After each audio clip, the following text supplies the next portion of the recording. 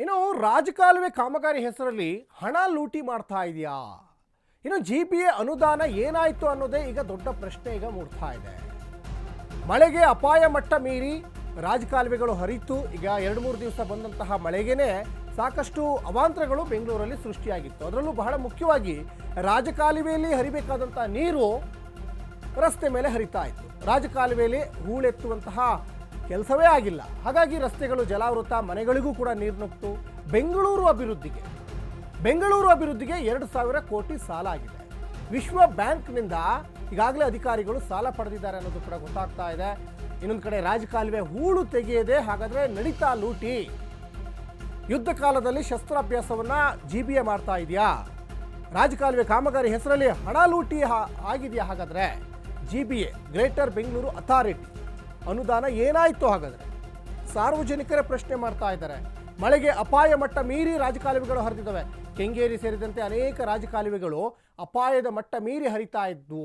ಯಾಕಂದರೆ ಈಗ ಮಳೆ ಸ್ವಲ್ಪ ಕಮ್ಮಿ ಆಗಿರ್ಬೋದು. ಬೆಂಗಳೂರಲ್ಲಿ ಮಳೆ ಕಮ್ಮಿ ಆಗಿದ್ರೂ ಕೂಡ ಮಳೆಯಿಂದ ಆಗಿರುವ ಅನಾಹುತದಿಂದ ಇನ್ನೂ ಕೂಡ ಜನ ಹೊರಗಡೆ ಬಂದಿಲ್ಲ. ಸಾಕಷ್ಟು ಅಪಾರ್ಟ್ಮೆಂಟ್ಗಳು ಈಗ ಜಲಾವೃತವಾಗಿದ್ದಾವೆ. ಬೆಂಗಳೂರನ್ನು ಅಭಿವೃದ್ಧಿ ಮಾಡ್ತೀವಿ ಅಂತ ಹೇಳಿಬಿಟ್ಟು ನಾವು ಬ್ರ್ಯಾಂಡ್ ಬೆಂಗಳೂರು ಮಾಡ್ತೀವಿ, ಗ್ರೇಟರ್ ಬೆಂಗಳೂರು ಮಾಡ್ತೀವಿ ಅಂತ ಹೇಳ್ತಾ ಇದ್ರು. ಇದು ಬ್ರ್ಯಾಂಡ್ ಬೆಂಗಳೂರಲ್ಲ, ಬ್ಯಾಡ್ ಬೆಂಗಳೂರು ಅಂತ ಸಾರ್ವಜನಿಕರೇ ಹಿಡಿಶಾಪ ಹಾಕ್ತಾ ಇದ್ದಾರೆ. ಆಮೇಲೆ ಬೆಂಗಳೂರಿನಲ್ಲಿ ಅನೇಕ ಏರಿಯಾಗಳಲ್ಲಿ ಸ್ವಿಮ್ಮಿಂಗ್ ಪೂಲ್ಗಳು ಈಗ ಸ್ಟಾರ್ಟ್ ಆಗಿಬಿಟ್ಟಿದ್ದಾವೆ. ಅನೇಕ ಸ್ವಿಮ್ಮಿಂಗ್ ಪೂಲ್ಗಳು ಸ್ಟಾರ್ಟ್ ಆಗಿದ್ದಾವೆ. ಹಾಗಾಗಿ ಸೋಷಿಯಲ್ ಮೀಡಿಯಾದಲ್ಲೂ ಕೂಡ ಈಗ ಟ್ರೋಲ್ ಮಾಡ್ತಾ ಇದ್ದಾರೆ. ಇದು ಬೆಂಗಳೂರಾ ಅಥವಾ ಸ್ವಿಮ್ಮಿಂಗ್ ಪೂಲ್ ಅಂತ.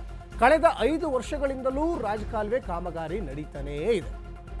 ಹೂಳು ತೆಗೆಯೋದಕ್ಕೆ ಬರೋಬ್ಬರಿ 5,000 ಖರ್ಚು ಮಾಡಿದ್ದಾರೆ. ಬರೀ ಹೂಳು ತೆಗೆಯೋದಕ್ಕೆ ಏನು ಪ್ರಯೋಜನ ಆಗಿದೆ? ಏನು ಪ್ರಯೋಜನ ಆಗಿಲ್ಲ. ಕೋಟ್ಯಾಂತರ ರೂಪಾಯಿ ವ್ಯಯಿಸಿದ್ರೂ ಇಲ್ಲಿ ಪರಿಹಾರ ಸಿಗ್ತಾ ಇಲ್ಲ. ಸಿಲಿಕಾನ್ ಸಿಟಿಯ ಮಳೆ ಪ್ರವಾಹಕ್ಕೆ ಈಗ ಪರಿಹಾರ ಸಿಗ್ತಾ ಇಲ್ಲ. ಅಂದರೆ ಪರ್ಮನೆಂಟ್ ಸೊಲ್ಯೂಷನ್ ಬೇಕಾಗಿದೆ ಸಿಲಿಕಾನ್ ಸಿಟಿ ಜನರಿಗೆ. ಅದು ಸಿಗ್ತಾ ಇಲ್ಲ. ರಾಜಕಾಲುವೆಗೆ ಹಣ ಮೀಸಲಿಟ್ಟಿದ್ದು ಏನಾಯಿತು? ಕಳೆದ 5 ವರ್ಷಗಳಿಂದಲೂ ಕೂಡ ರಾಜಕಾಲುವೆ ಕಾಮಗಾರಿ ನಡೀತಾ ಇದೆ. ಅನೇಕ ರಸ್ತೆ ಕಾಮಗಾರಿಗಳು ನಡೀತಾ ಇದ್ದಾವೆ. ನಿರಂತರವಾಗಿ ಚರಂಡಿ ಓಪನ್ ಆಗಿದ್ದಾವೆ. ರಸ್ತೆಗಳು ಕಾಮಗಾರಿ ಹೆಸರಲ್ಲಿ ಸಾಕಷ್ಟು ರಸ್ತೆಗಳು ಬಂದಾಗಿದ್ದಾವೆ. ಆದರೆ ಬೆಂಗಳೂರಿಗೆ ಇನ್ನು ಯಾವಾಗ ಇಂಥ ಸಮಸ್ಯೆಗಳಿಂದ ಮುಕ್ತಿ ಕೊಡ್ತೀರಾ ಅಂತ ಜನರೇ ಇವತ್ತು ಪ್ರಶ್ನೆ ಮಾಡ್ತಾ ಇದ್ದಾರೆ. ನೋಡಿ, 1-2 ಮಳೆ ಬಂದಿರೋವಂಥದ್ದು, ಏನು ನಿರಂತರವಾಗಿ ಮಳೆ ಬಂದಿಲ್ಲ. ಶನಿವಾರ, ಭಾನುವಾರ ಮತ್ತು ಸೋಮವಾರ, ಮಂಗಳವಾರ ಬಂದಂಥ ಮಳೆಗೆ ಸಂಪೂರ್ಣ ಬೆಂಗಳೂರು ಅರ್ಧಕ್ಕರ್ಧ ಮುಳುಗಿ ಹೋಗಿಬಿಟ್ಟಿದೆ. ಈ ಅರ್ಧಕ್ಕರ್ಧ ಮುಳುಗಿರುವ ಬೆಂಗಳೂರಿನ ಜನಜೀವನ ನಿಜಕ್ಕೂ ಅಸ್ತವ್ಯಸ್ತ. ಒಂದು ಕಡೆ ಈ KR ಮಾರ್ಕೆಟ್ನಲ್ಲಿ ವ್ಯಾಪಾರಸ್ಥರಿಗೆ ವ್ಯಾಪಾರ ಇಲ್ಲ. ಇನ್ನು ಸಾಯಿ ಲೇಔಟು, ಈಜಿಪುರ ಆ ಭಾಗದ ನಿವಾಸಿಗಳಿಗೆ ಹೊರಗಡೆ ಬರೋಕ್ಕಾಗ್ತಾ ಇಲ್ಲ. ವಾಹನ ಸವಾರರಿಗೂ ಸಮಸ್ಯೆ, ಆಟೋ ಡ್ರೈವರಿಗೂ ಸಮಸ್ಯೆ. ಎಲ್ಲ ರೀತಿಯಾದಂತಹ ಸಮಸ್ಯೆಗಳ ಒಂದು ಆಗರವಾಗಿ ಪರಿಣಮಿಸ್ತಾ ಇದೆ ಬೆಂಗಳೂರು. ಯಾಕಂದರೆ ಮಳೆ ಬರುತ್ತೆ ಅನ್ನುವಂಥದ್ದು ಅವರು ಆಡಳಿತ ಪಕ್ಷದವರಾಗಿರಲಿ, ವಿಪಕ್ಷ ಪಕ್ಷದವರಾಗಿರಲಿ, ಅಥವಾ GBA ಅಧಿಕಾರಿಗಳಿಗಾಗಿರಲಿ ಪ್ರತಿ ವರ್ಷ ಮಳೆ ಬರುತ್ತೆ ಅನ್ನೋದು ಎಲ್ರಿಗೂ ಚೆನ್ನಾಗಿ ಗೊತ್ತಿದೆ. ಎಲ್ಲ ನಾಯಕರುಗಳು, ಎಲ್ಲ ಜನಪ್ರತಿನಿಧಿಗಳು, ಎಲ್ಲ ಅಧಿಕಾರಿಗಳು ಬೆಂಗಳೂರಿನಲ್ಲೇ ವಾಸ್ತವ್ಯ ಹೂಡಿದ್ದಾರೆ.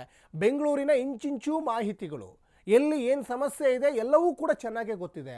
ಯಾಕೆ ಈ ನೆಗ್ಲಿಜೆನ್ಸಿ ಮಾಡ್ತಾ ಇದ್ದಾರೆ? ನೀವು ಮತ ಕೇಳೋಕ್ಕೆ ಹುಡ್ಕೊಂಡು ಹೋಗ್ತೀರಾ ಮನೆ ಮನೆಗೆ, ಸಂಧಿ ಮೂಲೆಯಲ್ಲಿ ಎಲ್ಲೇ ಇದ್ರೂ ಕೂಡ ಹುಡ್ಕೊಂಡು ಹೋಗ್ತೀರಾ. ಆದರೆ ಈ ಸಮಸ್ಯೆಗಳು ಬಂದಾಗ ಯಾಕೆ ಅವರು ಕಷ್ಟ ಯಾಕೆ ಕೇಳ್ತಾ ಇಲ್ಲ ನೀವು? ನೋಡಿ, ಇವತ್ತು ಏನಾಗ್ತಾ ಇದೆ ಸಾಯಿ ಲೇಔಟಲ್ಲಿ ಅಂದರೆ JCBಯಲ್ಲಿ ಆಹಾರ ಸಾಮಗ್ರಿಗಳನ್ನು, ಹಾಲು, ನೀರು ಎಲ್ಲ ತಗೊಂಡೋಗಿ ಕೊಡಬೇಕಾದಂಥ ಪರಿಸ್ಥಿತಿ ಎದುರಾಗ್ತಾ ಇದೆ. ನೋಡಿ, ಇದೇನು ಸರೋವರ ಅಲ್ಲ, ಇದು